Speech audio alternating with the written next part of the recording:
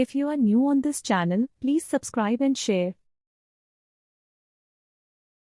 Welcome you all again in the class of data analysis using Python.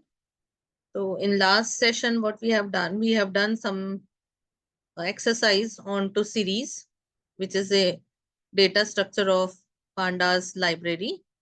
Now we are going to continue with the another data structure, which we had already studied into the starting of this Pandas series, that we have majorly two data structures, which are series and data frame.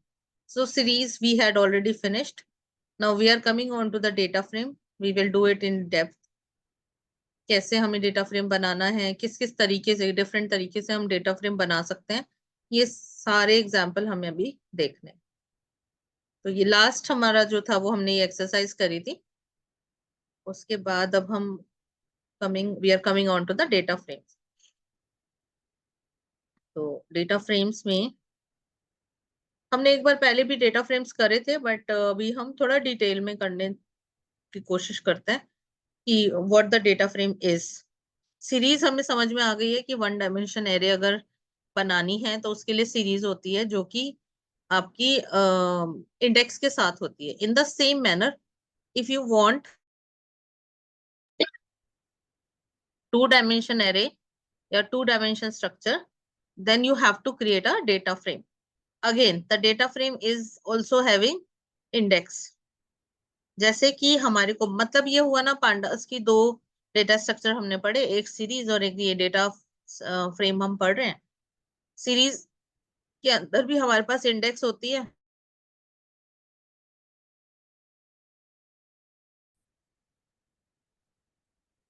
तो हमें इससे क्या समझ में आया कि हमारे पास जो पांडास लाइब्रेरी है,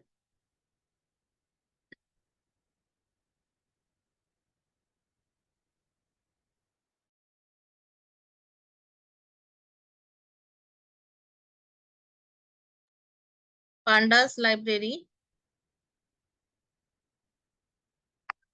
is providing two data structure, series and df data frame. So series is 1D, data frame is 2D. 2D means there is a intersection of row and column, and both 1D or 2D means series or data frame, both are having index. ये important feature है इसका, जिसके through हम इसके elements को access कर सकते हैं। It is a two-dimensional object that is useful in representing data in the form of rows and columns. It is similar to a spreadsheet or an SQL table. This is most commonly used pandas object. Once we store the data into the data frame, we can perform various operations that are being useful in analyzing and understanding the data. तो जब हमारे पास, चाहे आप CSV से उठा के लेके आओ, चाहे आप SQL की टेबल से उठा के लेके आओ, चाहे आप XLS की फाइल से लेके आओ, एक्सेल की फाइल से, CSV भी एक्सेल की फाइल होती है बट वो कॉमा सेपरेटेड फाइल होती है। एक्सेल से हम CSV क्रिएट कर सकते हैं, तो एक प्रोसेस होता है XLS से .csv फाइल। XLS किसकी फाइल होती है? एक्सेल की फाइल होती है, और CSV भी एक्सेल में ही क्रिएट होती है, but it is been called as comma separated vector. तो ये बेसिकली फ्लैट फाइल का काम करती है, और ज्यादातर हमारे को इसी फाइल का यूज करना होता है into the data analysis of using Python. तो जो CSV फाइल होती है उसको कैसे एक्सेल से CSV फाइल में कन्वर्ट किया जाता है, उसकी एक वीडियो मैंने अलग से बना के डाली हुई है। अगर आपको चाहेंगी तो मैं उसका लिंक इस वीडियो के अंदर ऐड कर दूंगी। Conversion of excel file to the CSV file, ये इसका हेडिंग है, टाइटल। तो ये आप देख सकते हो कि हमें एक्सेल की अगर शीट मिलती है तो हम उसको CSV में कैसे कन्वर्ट कर सकते हैं। उसके बाद इसके अंदर हम देख रहे हैं डेटा फ्रेम में प्लेयर नेम, ये कॉलम के हेडिंग्स हैं। IPL team, base price in CR, ये हमारा कॉलम नेम है, और ये हमारी रो इंडेक्स है। तो ये हम देख सकते हैं कि ये रो एंड कॉलम में डिवाइडेड होता है, that is data frame. Now we can consider some of the properties of data frame. A data frame has axis, क्योंकि हम इसको 2D बोल रहे हैं, हम इसको बोल रहे हैं 2D, तो ऑफ कोर्स इसके अंदर दो डायमेंशन कौन कौन सी हो गई, एक तो रोज डायमेंशन हो गई और एक हमारी कॉलम्स डायमेंशन हो गई। तो रो का जो इंडेक्स होता है, इस अगर हम कहीं पे भी रो वाइज कोई ऑपरेशन अपनाना चाहते हैं, रो वाइज अगर हम कोई ऑपरेशन परफॉर्म करना चाहते हैं, तो रो वाइज में उसका एक्सेस 0 होता है, बाय डिफॉल्ट यही सेट होता है। लेकिन अगर हमें कुछ कुछ इंफॉर्मेशन या कुछ ऑपरेशन कॉलम वाइज परफॉर्म करनी होती है, तो हमें कॉलम इंडेक्स यूज करना पड़ता है, और उसके लिए हमें देना होगा एक्सेस इक्वल्स टू 1। तो ये हमारी इसकी प्रॉपर्टी सेट करनी होती है, ये हमें एक्सप्लिसिटली देनी होती है, ये बाय डिफॉल्ट होती है। बहुत सारे ऑपरेशन अभी ऐसे आएंगे हमारे को जिसके अंदर हम हो सकता है कि आपको एक मैट्रिक्स बनाने को बोल दिया जाए, या डेटा फ्रेम है।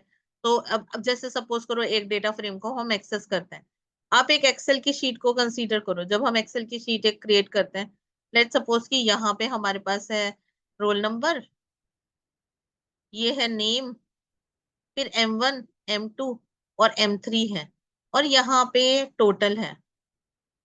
तो पहले स्टूडेंट का नंबर हमने डाला 1, उसका नेम, उसके मार्क्स M1 M2 M3। अब हमें यहाँ पे इसका टोटल चाहिए, तो हम कैसे टोटल करेंगे, ये और ये एलिमेंट को ऐड करके हम इसमें डालेंगे। तो ये हो गया हमारा रो वाइज टोटल। तो जब रो वाइज टोटल करते हैं तो एक्सेस इज 0। और कॉलम इंडेक्स में अगर हम ये कहें कि हमें M1 का सम चाहिए, टोटल ऑफ M1, तो यहाँ पे हमें समेशन अगर हमें चाहिए, तो हमारे को कॉलम इंडेक्स लगाना पड़ेगा। ऐड फंक्शन यूज कर सकते हैं, सम फंक्शन यूज कर सकते हैं, उसके अंदर एक्सेस हमें चेंज करना पड़ेगा, दैट शुड बी 1। तो ये हमारा एक तरीका होता है डेटा फ्रेम में एक्सेस करने का। It is similar to spreadsheet whose row index is called as the index and the column is index is called as column name. Third, a data frame contain heterogeneous data. हमने series में पढ़ा है एक ऐसा data structure जो कि homogeneous data को ही store करता है। ऑल्दो वो स्टोर कर सकता है हेट्रोजीनियस भी, बट अगर आप उसके ऊपर कोई भी मैथमेटिकल ऑपरेशंस परफॉर्म करना चाहेंगे, वो नहीं पॉसिबल है। म्यूटेबल है इसका साइज, ये हमने पढ़ा था सीरीज के लिए भी। And data is also mutable in data frame. Mutable हम समझते हैं, म्यूटेबल मतलब इट कैन बी मॉडिफाइड।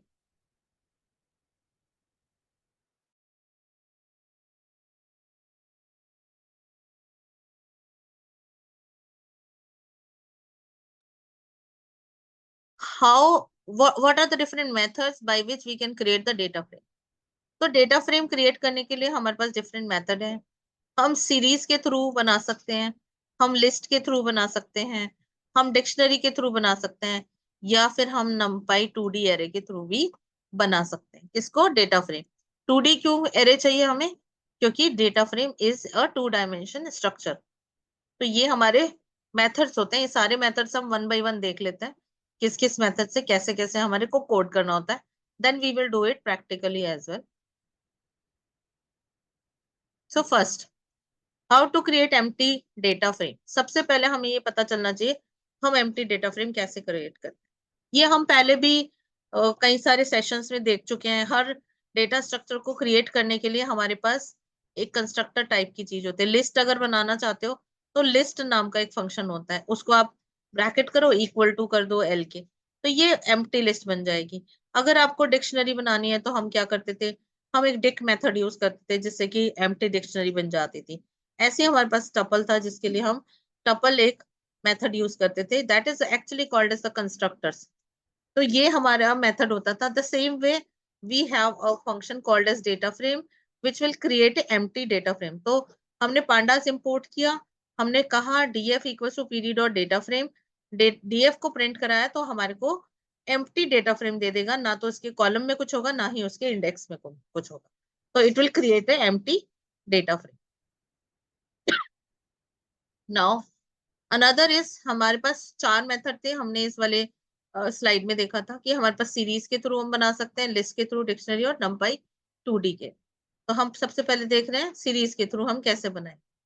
तो सीरीज हमने ऑलरेडी देख लिया है। सीरीज कैसे बनाते हैं? सीरीज भी हम लिस्ट से बना सकते हैं या डायरेक्ट भी हम इसमें स्पेसिफाई करा सकते हैं। ये भी एक तरीके से एक लिस्ट ही है। तो अलग से भी एक लिस्ट बना के आप इसके अंदर डाल सकते थे इसकी वैल्यू, या डायरेक्ट भी आप लिस्ट में स्पेसिफाई करा सकते हो। इवन लिस्ट का जो इंडेक्स होता है वो भी हम चेंज कर सकते हैं। We had already discussed complete thing in there in the previous video. So if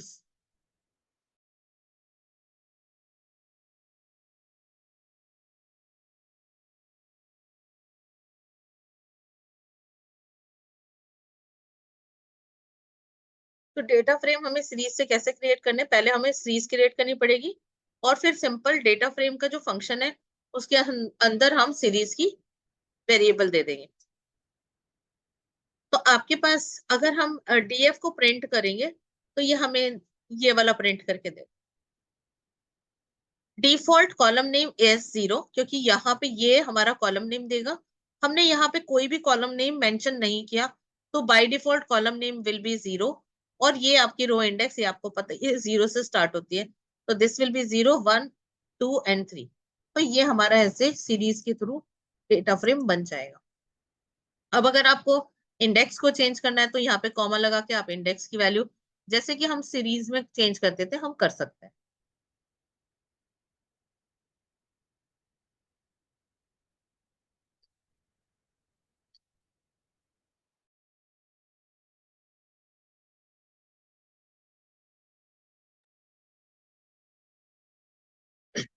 now data frame from dictionary of series. Dictionary of series, तो सीरीज बनाएंगे पहले हम और फिर उसको डिक्शनरी में कन्वर्ट करेंगे। डिक्शनरी ऑफ सीरीज, तो पहले सीरीज बनाई एक, दूसरी सीरीज बनाई, उसको कन्वर्ट कर दिया हमने डिक्शनरी। ठीक है, डिक्शनरी में कन्वर्ट करा, तो एक डिक्शनरी के अंदर हम नेम के अंडर में आ गया हार्दिक, नेम के अंदर आ गया नेम, मतलब इस वाले वेरिएबल से यहाँ पे नेम उठाएगा इसके लिए, और टीम जहां पे लिखा हुआ है यहाँ पे टीम मतलब वेरिएबल में हमने सीरीज बना दी है। एक टीम वेरिएबल बना लिया सीरीज का और एक नेम, और उससे हमने डिक्शनरी क्रिएट कर दी। और फिर डिक्शनरी अगर हमारी बन गई तो सिंपल डेटा फ्रेम वाला जो मेथड है उसमें हम डिक्शनरी वाला वेरिएबल पास करा देंगे, तो आपको ये कुछ ऐसे दिखेगा। अब ऐसे दिखेगा तो कहाँ कहाँ से क्या क्या आया। हमारे पास डिक्शनरी में जो कॉलम नेम थे, नेम और टीम, ये इसके कॉलम बन गए। और जितने रिकॉर्ड थे, क्योंकि हम इन वाली सीरीज से इसको बना रहे हैं, तो रिकॉर्ड देखो कितने हैं। अगर हम नेम देखें तो नेम के अंडर में 2 नाम आ गए, और टीम जो है उसके अंडर में भी 2 वैल्यू हो गई। तो इसका इंडेक्स जो हो गया 0 एंड 1 हो गया। तो ऐसे हमारा ये क्रिएट हो सकता है, किससे? Series of dictionary, sorry dictionary of series, dictionary of series. तो पहले आप सीरीज बनाओगे, उन सीरीज से आप डिक्शनरी क्रिएट करोगे, और फिर डिक्शनरी से हम डीएफ बनाते हैं, डेटा फ्रेम क्रिएट करते हैं।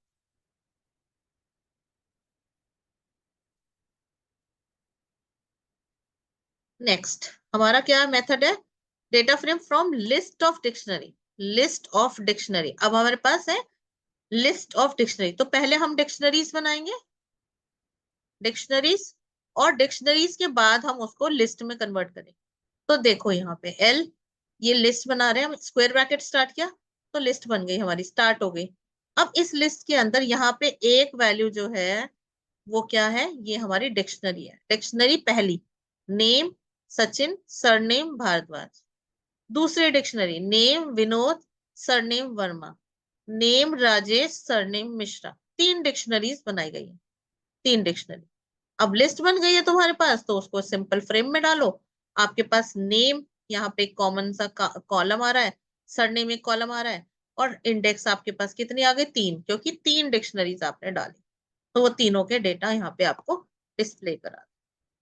तो अभी तक हमने क्या क्या सीखा, हम एक बार रिवाइज कर लेते हैं। सबसे पहले हमने एम्प्टी डेटा फ्रेम बनाना सीखा। एम्प्टी डेटा फ्रेम बनाने के लिए हमें कुछ नहीं करना, यहाँ पे करना PD dot data frame, data D capital होना चाहिए, डेटा फ्रेम, और यहाँ पे हमने पैरेंथेसिस दे दिया, तो ऑटोमेटिकली बन गया हमारा सिंपल एम्प्टी डेटा फ्रेम। उसके बाद हमने सोचा कि सीरीज से बना लेते हैं। सीरीज से बनाने के लिए हमने मेथड क्या यूज करा, सीरीज से बनाने के लिए सीरीज बनाई और उस सीरीज से हमने डेटा फ्रेम बना दिया। जब अगर हम कोई इंडेक्स प्रोवाइड नहीं करते तो कॉलम नेम बाय डिफॉल्ट 0 ले लेता है, और रो इंडेक्स तो हमें पता ही है 0 1 2 3 बाय डिफॉल्ट होती है। फिर हमने डिक्शनरी ऑफ सीरीज, जो सीरीज बनाई थी उनसे डिक्शनरी क्रिएट करी और उससे हमने डेटा फ्रेम बना लिया। तीसरा फोर्थ जो मेथड था वो हमने एक लिस्ट बनाई डिक्शनरीज की और उससे हमने अपना डेटा फ्रेम क्रिएट करा।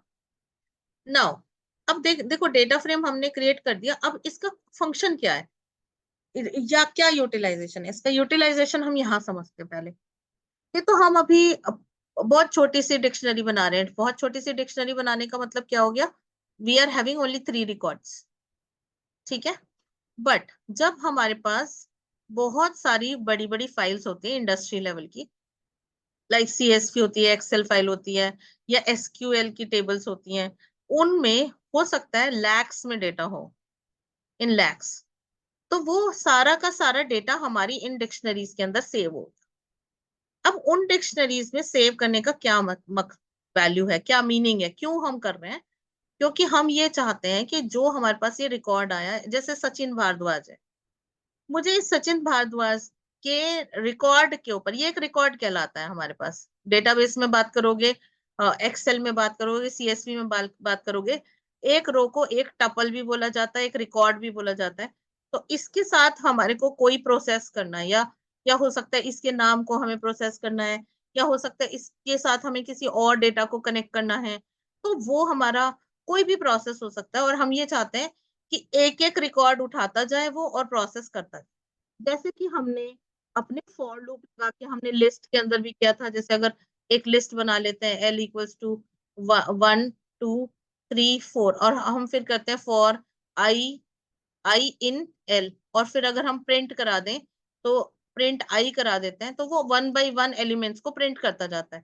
ऐसे ही मेरे पास ये है, इसके अंदर मैं अगर ये कहूं, यहाँ पे डीएफ हमने प्रिंट कराया, इसकी जगह पे अगर हम ये कह देते for I in df1 colon, फिर हम कहते प्रिंट आई, तो क्या होता, पहले ये पूरा एक रिकॉर्ड उठाता, इसको प्रिंट करता, फिर एक दूसरा रिकॉर्ड उठाता, उसको प्रिंट करता, फिर तीसरा रिकॉर्ड उठाता, इसको प्रिंट कर देता। तो ऐसे हमारा एक लूप लगा के हम 1 by 1 प्रोसेस कर सकते हैं। यहाँ पे हमारे पास सिर्फ 2 कॉलम है, नेम एंड सरनेम है। इसके ऊपर शायद हो सकता है, अगर मुझे सपोज करो कि मैं आपको एक क्वेश्चन दे देती हूँ कि ये जो मेरा नाम और सरनेम है, इसको एब्रीवेटेड नाम, जो इनिशियल्स होते हैं उनमें कन्वर्ट करो। इनिशियल्स क्या होते हैं, इनिशियल्स अगर कन्वर्ट करें, ये क्वेश्चन है, कर लेना आप लोग। इनिशियल का मतलब हो गया S.B. मतलब इस कॉलम में से मेरे को पहला कैरेक्टर उठाना है, डॉट लगाना है, फिर दूसरा कैरेक्टर, दूसरे वर्ड में से दूसरा कैरेक्टर, विनोद वर्मा V.V, ये इनिशियल्स होते हैं। तो अगर हमारे पास एक क्वेश्चन हो तो हमारे को एक एक रिकॉर्ड उठाना पड़ेगा, और उस एक एक रिकॉर्ड के ऊपर हमें कोई ना कोई प्रोसेस लगा के ये हमारे को इनिशियल्स में कन्वर्ट करना पड़ेगा। तो इस चीज के लिए हमारे पास डेटा फ्रेम के लिए स्पेशल ऑब्जेक्ट्स होते हैं, that are called as iterate. तो देखते हैं आइट्रेशन। आइट्रेशन का मतलब हम पहले भी समझ चुके हैं, that is called as loops. तो iteration on rows and column. अब आपके पास जब 2 डायमेंशन डेटा स्ट्रक्चर मिला, ये डेटा फ्रेम है, तो आपको आइट्रेशन रो वाइज भी हो सकती है कि रो वाइज आपको उठाना पड़े। आपको ये भी कहा जा सकता है कि आप डेटा कॉलम वाइज उठा लो, ये वाला सारे नाम एक साथ प्रिंट कर दो, फिर सारे सरनेम एक साथ प्रिंट कर दो, फिर सबकी सैलरीज एक साथ प्रिंट कर दो, एंड सो ऑन। तो आइट्रेटर 2 तरीके के हैं। एक तो रो वाइज आइट्रेटर दिया जाता है, और ये है आइटम वाइज। आइटम वाइज मतलब हर एलिमेंट्स को, हर एक सेल को आइट्रेट करेगा, ईच इंडिविजुअल सेल्स को वो आइट्रेट करेगा। Row wise as the name is indicating, iterate row, ये सिर्फ रो वाइज आइट्रेट करेगा। If you want to access record और data from data frame row wise और column wise, then iteration is used. pandas provide you 2 functions to perform the iteration, iter rows and iter items। ये row wise and column wise data को access करने के लिए iterators provide किया जाता है। अब दोनों आइट्रेटर के हम एग्जांपल देखते हैं। आइटर रो, मैंने बताया आइटर रो, आइटर का मतलब हो गया आइटरेशन, आइटरेशन, आइटरेशन का मतलब हो गया लूप, और रोज का मतलब हो गया रो वाइज। तो देखते हैं कैसे हम इसको यूज कर सकते हैं। फॉर लूप लगा के भी मैंने आपको बता दिया है। इंपोर्ट करा, लिस्ट बना ली, वेरी इजी। डेटा फ्रेम बना लिया, हमने डेटा फ्रेम को प्रिंट भी करा दिया। जब हम ऐसा कुछ करते हैं तो हमें ये output, that is unformatted output कह सकते हो, कि यहाँ पे इंडेक्स भी आ रहा है। ठीक है, उसके बाद आपने क्या किया, अगर आप फॉर लूप ना लगा के आप फॉर लूप तो लगाएंगे लेकिन आइटरेटर यूज करना चाहते हैं, कैसे? For row index comma row value. तो रो इंडेक्स क्या अलग चीज है और ये अलग चीज है। मतलब किसी भी डेटा फ्रेम में दो पार्ट होते हैं, इसीलिए अगर आपने देखा होगा आगे भी पीछे जो हमने डेटा फ्रेम था ना उसको अलग से करके दिखाया हुआ है। ये इंडेक्स है हमारा, ये इंडेक्स का पार्ट है, और यहाँ पे ये इसकी वैल्यूज होते हैं। तो ये दो अलग सेपरेट पार्ट हैं। तो मुझे रो इंडेक्स चाहिए और रो वैल्यू। रो इंडेक्स से यहाँ की 0 1 2 जो भी रो होगी वो, और रो वैल्यू से ये क्या उठाएगा। सपोज करो आपने कहा df1 डॉट आइटर रो। आइटर रो का मतलब क्या होगा?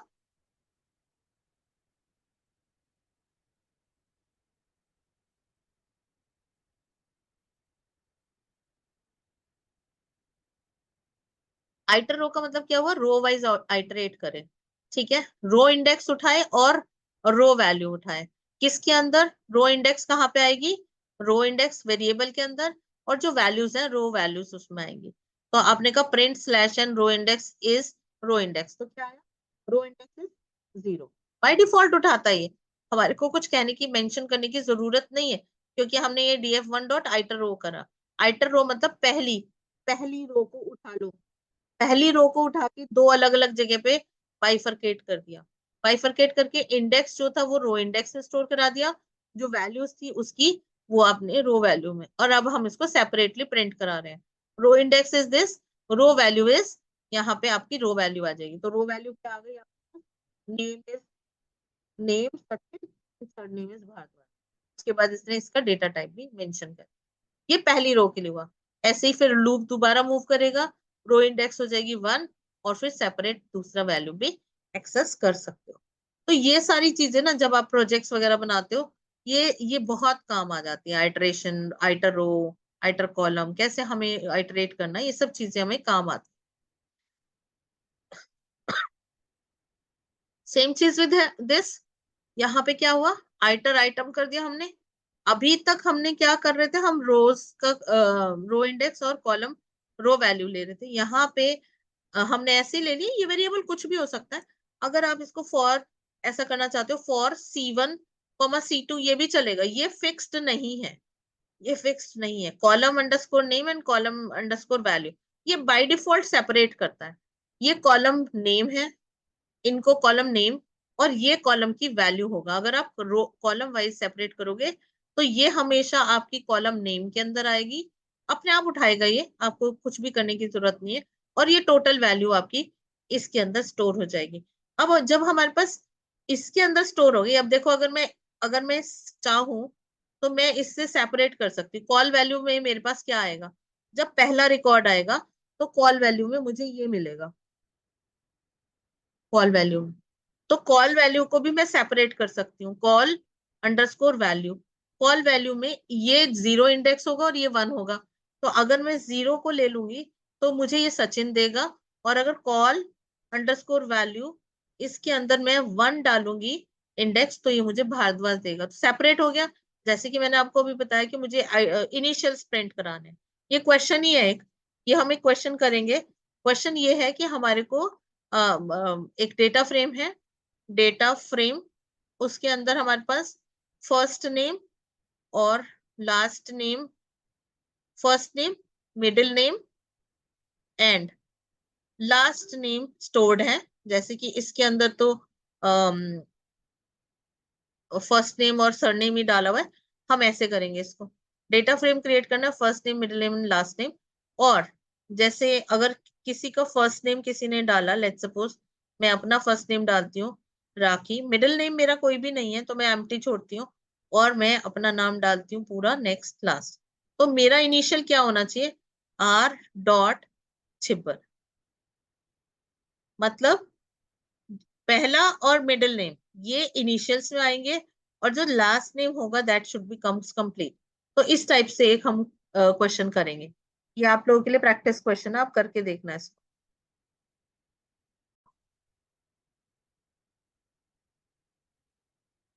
तो हम अभी देख रहे थे आइटर रो हमने देख लिया, आइटर कॉलम्स हमने देख लिया। मतलब आइटम वाइज अगर हम करते हैं, आइटर आइटम्स यूज करते हैं, तो वो आइटरेट करेगा कॉलम वाइज। उसके बाद हम देखते हैं select operation in the data frame.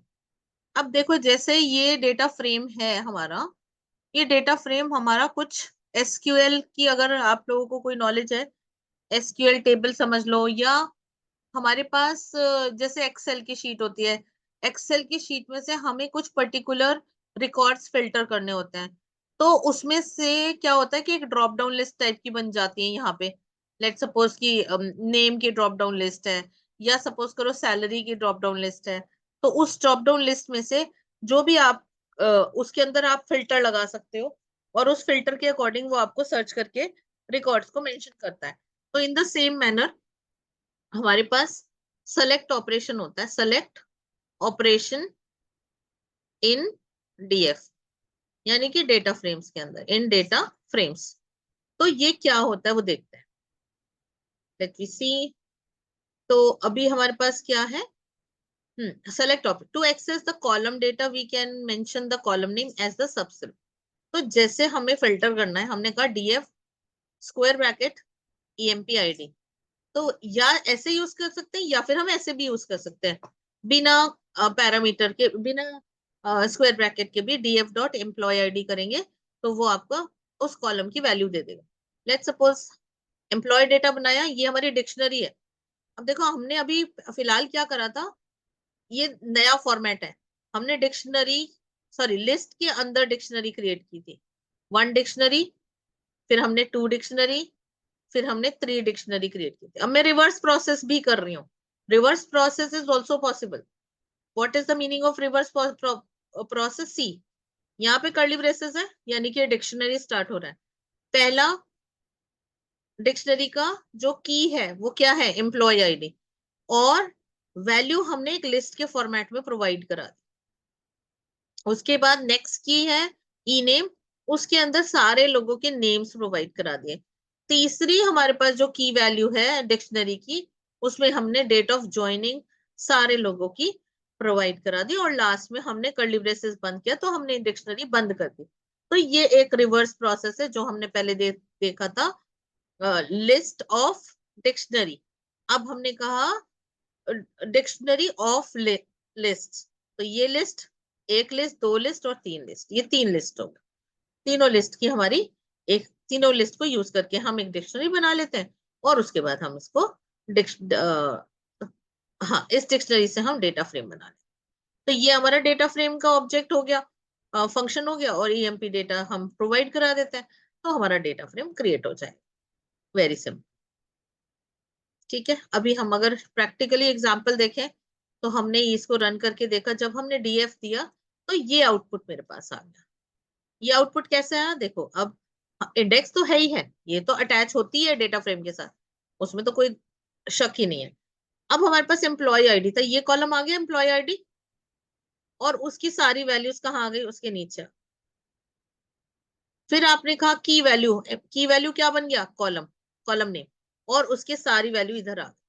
फिर तीसरा कॉलम नेम क्या हो गया, डीओजे, और उसकी सारी वैल्यू यहाँ पे आपके पास नीचे आ गई। तो लग रही है ना ये बिल्कुल एक्सेल की शीट जैसे। एक्सेल अब इसको एक एक करके आप एक्सेस कर सकते हो। आइटरेटर यूज करो, आइटरेटर अगर आप यूज करोगे row wise, item item sorry iterate iterrows अगर यूज करोगे तो ऐसे आप रिकॉर्ड उठा पाओगे, और अगर आप आइटर आइटम करोगे तो ऐसे आप रिकॉर्ड उठा पाओगे। सपोज करो मैं आपको क्वेश्चन देती हूँ कि मुझे सारे एम्प्लॉयज की एम्प्लॉय आईडी प्रिंट करके दिखाओ, या मैं आपको कहती हूँ सारे एम्प्लॉयज के नेम प्रिंट करके दिखाओ, या उनकी डेट ऑफ ज्वाइनिंग डिस्प्ले करो, तो उसके अंदर आप ये इसको यूज कर सकते हो इजीली। अब अगर आपको जैसे कुछ कॉलम और नेम स्पेसिफाई करने होंगे, यहाँ पे एक एम्प्लॉय आईडी था, तो यहाँ पे इसका ऐसे डीएफ ब्रैकेट्स में ईएमपी आईडी, ऐसे हम दे देंगे, जो भी डेटा फ्रेम का नाम होगा वो। तो ये हो गया हमारा single row, single column print कर देगा। अगर हमें डबल कॉलम देना है तो कैसे देंगे हम? डीएफ स्क्वायर ब्रैकेट EMPID, ये हमने एक एक कॉलम का नेम प्रोवाइड कराया, फिर हमने कहा EMP नेम, तो हमने दूसरे कॉलम का नेम रही, ये तो लिस्ट हो गई। और इसको हम किसमें? स्क्वायर ब्रैकेट इंडेक्सिंग फीचर्स के अंदर, जो भी हमारा स्क्वायर ब्रैकेट का फंक्शन होता है, रोल होता है, उसके अंदर इसको प्रोवाइड करा देंगे, तो हमारे को एम्प्लॉय आईडी और एम्प्लॉय नेम प्रोवाइड हो जाएगा। प्रैक्टिकली अगर हम देखें, कुछ थोड़ा सा है, सीरीज बनाई, इजी है, फ्रेम बना दिया। अब df डॉट कॉलम्स, नाउ आप क्या करना चाहते हो कि हमारे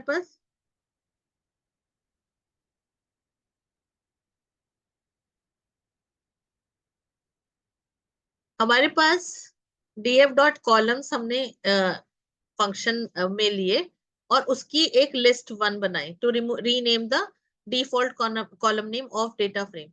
अगर आप यहाँ पे देख रहे हो, देखो, जब हम सीरीज से बनाते हैं और हम सिर्फ डीएफ लिखेंगे, तो जो कॉलम नेम होता है क्या होता है? वो 0 होता है, और इंडेक्स तो 0 1 2 3 होती है, जो भी वैल्यू है। अगर हम इससे डेटा फ्रेम बना रहे हैं तो 10 15 18 22 ऐसे आपको आंसर देगा, और कॉलम का जो नाम होगा वो 0 दिखाएगा। बट अगर मुझे इसकी जगह पे लिस्ट वन डालना है तो हम कैसे करेंगे? डीएफ डॉट कॉलम्स और ब्रैकेट में स्क्वायर करके लिस्ट वन दे देंगे, तो इसकी इस 0 0 की जगह ये लिस्ट वन आंसर देगा। अब अगर न्यू कॉलम मुझे ऐड करना है कुछ वैल्यू 20 से, मतलब ऑलरेडी एक मेरा फ्रेम बना हुआ है, उस फ्रेम के अंदर एक और कॉलम में ऐड करना चाहती हूँ। वेरी इंपॉर्टेंट प्रोसेस, बहुत बार हमारा डेटा एनालिटिक्स में ये यूज होता है। DF list equals to 20। अब क्या किया हमने, यहां देख रहे हो इसका क्या मीनिंग हुआ? इसका मीनिंग हुआ कॉलम का नाम चेंज कर दो। लेकिन अगर आप डीएफ को स्क्वायर ब्रैकेट में करके और कुछ वैल्यू प्रोवाइड करते हो, तो ये ऑटोमेटिकली एक नया कॉलम बनाएगा, लिस्ट टू, और जितने भी एलिमेंट्स होंगे उन सबको ये वैल्यू असाइन कर देगा 20। तो ये हो गया addition of new column. New column, all values to the 20। अभी इसने एक कॉलम बनाया, एक एक कॉलम बना लिया लिस्ट टू के नाम से, जिसके अंदर 20 20 20 आंसर आपका दे दिया, और जितने जो डीएफ है उसके अंदर। अब इसने अब हमने क्या करना है? अब हमने इसको लिस्ट थ्री के अंदर हमने दोनों कॉलम को ऐड कर दिया, लिस्ट वन और डीएफ डॉट लिस्ट टू। तो ये column one and column to जो है वो ऐड होने के बाद लिस्ट थ्री के अंदर स्टोर हो जाएंगे। एडिशन का मतलब समझ में आता है ना? जैसे अगर सपोज करो ये 20 था, 10 प्लस 20 30, तो लिस्ट थ्री जो होगा, लिस्ट थ्री जो हमारा कॉलम बनेगा वो क्या बनेगा? उसमें आ जाएगा 30, फिर 15 प्लस 20 आ जाएगा 35, फिर 10 18 प्लस 20 आ जाएगा 38, एंड सो ऑन। सारे आपके वैल्यूज डिस्प्ले हो जाएंगे, ऐड हो जाएगा, एडिशन, जैसा कि हमने सीरीज में भी देखा था ये।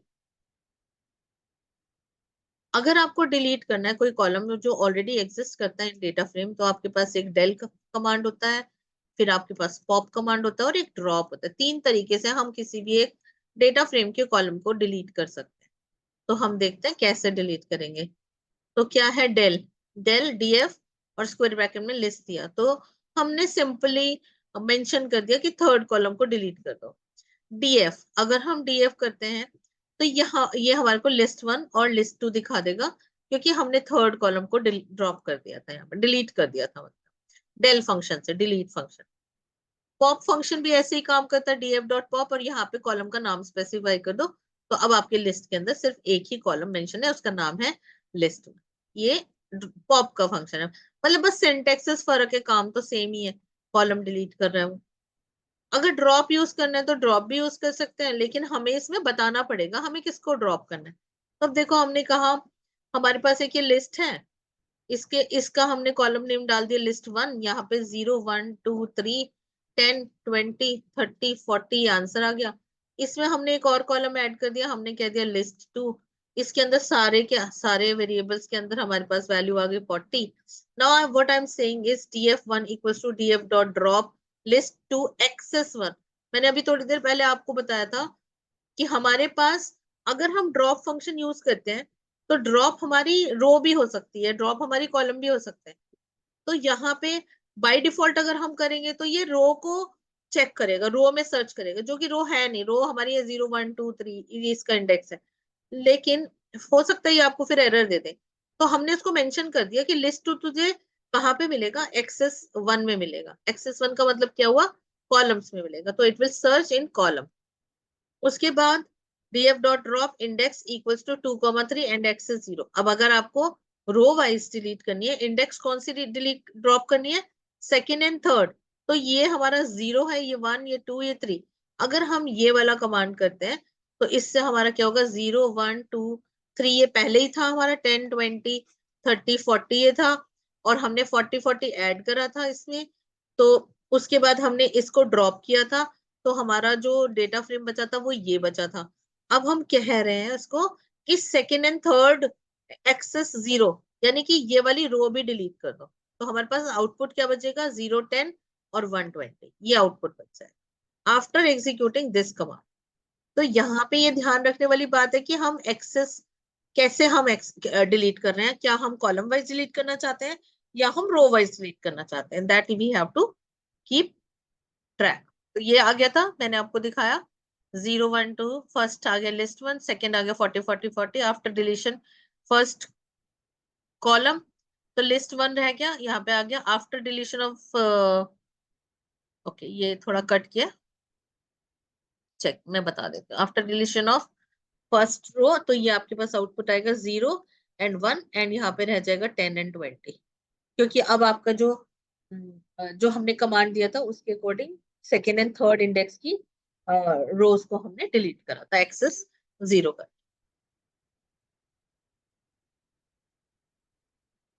अब लॉक एंड आई लॉक हमने सीरीज में भी पढ़ा था, लोकेशन वाइज हम सर्च कर सकते हैं डेटा फ्रेम, और आई लॉक के थ्रू भी कर सकते हैं। ये सेम है जैसा कि हमने सीरीज में किया था। तो देख लेते हैं कैसे हम इसमें यूज करेंगे। थोड़ा सा बड़े हो रहे हैं programs, it will get increase थोड़े थोड़े, जब हम डेटा एनालिसिस की तरफ बढ़ेंगे तो ये थोड़ा चीजें इंक्रीज होंगी।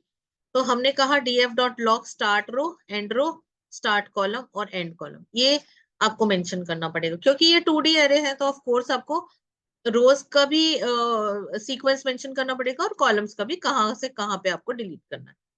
तो हमने एक इंडेक्स बनाई, टीसीएस विप्रो एंड एलटी, इनका सेल्स डेटा है, या आप जो भी क्वार्टरली इंफॉर्मेशन है, Q1 Q2 Q3 Q4, TCS की, विप्रो की, एलटी की। तो ये आपका एक स्ट्रक्चर बन गया, ये वाला, ये आपका एक डेटा फ्रेम बन गया। इस डेटा फ्रेम को जब हमने डिस्प्ले कराया तो इसने यहाँ पे आपको डिस्प्ले करके दे दिया, ये वाला डिस्प्ले रन। अब प्रिंट करने से, अब हमने क्या कहा, DF dot loc Q3 comma colon, Q3 से स्टार्ट करो और कोलन तक जाओ, लॉक। वी आर यूजिंग क्या, loc to access a single row. Single row मतलब बाय डिफॉल्ट ये रो होता है, हमें ये पता है। तो क्या आपके पास आउटपुट आ जाएगा, it will gives you TCS Wipro L L L N T, और इसका वैल्यू आ जाएगा टीसीएस Q3 का वैल्यू है 3000, 3600 एंड 35,000। फिर जब आप लॉक करते हो Q1 टू Q3, मतलब Q1 से लेके Q3 तक की वैल्यू चाहिए मुझे, तो ये वाला इंफॉर्मेशन हमारे को मिल जाए, ये वाला इंफॉर्मेशन मिलेगा। ठीक है, अब हमें, ये तो लॉक के बारे में था, लॉक जो कि अपर वैल्यू को इंक्लूड करता है, और आई लॉक क्या होता है, जो कि अपर वैल्यू को इंक्लूड नहीं करता। तो अभी हम देख लेते हैं क्या हमारा चल रहा है इसके अंदर। यहाँ पे आप देखो, ये हमारे पास है, दोबारा से एक और एग्जांपल है, डेटा फ्रेम हमने लॉक करा। यहाँ पे देखो, यहाँ पे स्टार्टिंग में हमने दे दिया कोलन, और हमने फिर दिया टीसीएस। कोलन टीसीएस का मतलब क्या हुआ, स्टार्ट करो कहीं तक भी, लेकिन एंड जो है वो टीसीएस तक होना चाहिए। तो हमारे पास क्या आंसर आ गया, टीसीएस का सारा आंसर आ गया, यहाँ पे आपने इसमें मेंशन कर दिया 2500, ये वाला कॉलम। ये आपको देखना पड़ेगा, बहुत ध्यान रखना पड़ेगा कि हम कैसे कैसे इसको एक्सेस कर सकते हैं। यहाँ पे देख रहे हो, पहले हमने रो का एक्सेस प्रोवाइड कराया था कैन सी जस्ट, हमने जब अभी थोड़ी देर पहले सिंटेक्स पढ़ा, ये मेरा पूरा, कॉमा से पहले क्या होता है, स्टार्ट रो और एंड रो, कॉमा करने के बाद हमारा स्टार्ट कॉलम और एंड कॉलम। तो हमने यहाँ पे क्या किया, सिर्फ रो क्वार्टर, कौन सी रो प्रोवाइड करी, थर्ड, तो ये सिलेक्टेड हो गई, ठीक है। और कॉलम में हमने कुछ भी नहीं दिया, कॉलम मतलब सारे कॉलम चाहिए मुझे उसके लिए, तो इसलिए उसने मुझे आंसर ऐसे रिटर्न कर। फिर हमने इसको बोला क्वार्टर 1 टू क्वार्टर 3, ये रो दिया मैंने, रो का एक्सेस दिया, तो इसने रो वाइज हमें दिया। और यहाँ पे क्योंकि हमने कॉलम स्पेसिफाई कर दिया, एम्प्टी कर दिया, तो सारे कॉलम्स, इसलिए इसने मुझे सारे कॉलम्स को रिट्रीव करके इंफॉर्मेशन वहां पे दिया। ऐसे अगर हम देख रहे हैं, यहाँ पे हम रो का कॉलम खाली छोड़ रहे हैं, ये हमारा रो वाला पोर्शन खाली छोड़ दिया, और हमने कॉलम मेंशन किया टीसीएस, इसलिए इसने मुझे सीधा एक टीसीएस वाला कॉलम स्पेसिफाई कर दिया। अब हम यहाँ पे रो तो सारी चाहिए मुझे, क्योंकि हम यहाँ पे कोई रेंज मेंशन नहीं कर रहे, लेकिन कॉलम मुझे टीसीएस टू विप्रो चाहिए, टीसीएस टू विप्रो, टीसीएस एंड विप्रो दोनों आ जाएंगे आपके पास आंसर, क्योंकि हम क्या यूज कर रहे हैं, लॉक। अगर हम आई लॉक यूज करते तो सिर्फ टीसीएस आंसर की याद। देखते हैं तीसरा एग्जाम्पल है, employ ID, employ name, date of joining डाली हमने, और उससे हम डेटा फ्रेम बना दिया। अब हमने कहा DF dot lock zero, lock zero का मतलब क्या हुआ, एलओसी जीरो का मतलब क्या हुआ, फर्स्ट रो। यहाँ पे अब हम इंडेक्सिंग प्रोवाइड कर रहे हैं, पहले हम कॉलम का नाम प्रोवाइड कर रहे थे, रो का नाम प्रोवाइड, यहाँ पे रो इंडेक्स हमारी क्या है, 0 1 2 3, वहां पे रो इंडेक्स क्या आती है हमारी, जैसे क्वार्टर 1 क्वार्टर 2 क्वार्टर 3 थी, यहाँ पे हमारे पास इंडेक्स जो है वो 0 से 5 तक है, तो हम लॉग 0 कहेंगे तो फर्स्ट रो को ही प्रिंट कर देगा। और जब हम कहेंगे 0:2, तो यानी कि 0 से लेके ये 2 तक की वैल्यू को प्रिंट कर देगा, जो कि यहाँ पे आपके आउटपुट में आपको दिखा रहा है। सिंगल रो इसको ऐसे प्रिंट करेगा, और अगर आप मल्टीपल रोज प्रिंट कराओगे तो टैबुलर फॉर्म में ही प्रिंट करेगा। ये बाय डिफॉल्ट अपने आप से अरेंज करता है पाइथन। अब देख लो आप, यहाँ पे अगर आप सिंगल रिकॉर्ड दे रहे हो तो देखो कैसे दे रहा है इंफॉर्मेशन, ये कॉलमनर इंफॉर्मेशन नहीं है। अब जब हमने यहां दिया तो हमारे पास क्या आया, इस फॉर्मेट में डेटा आया, एम्प्लॉय आईडी तो सारे एम्प्लॉय आईडी, फिर एम्प्लॉय नेम, फिर डीओजे, मतलब टेबुलर फॉर्म में रिटर्न। तो ये एक मैजिक है पाइथन का, आप समझ सकते हो। Thanks for watching. If you like the content of this video, please do subscribe and share.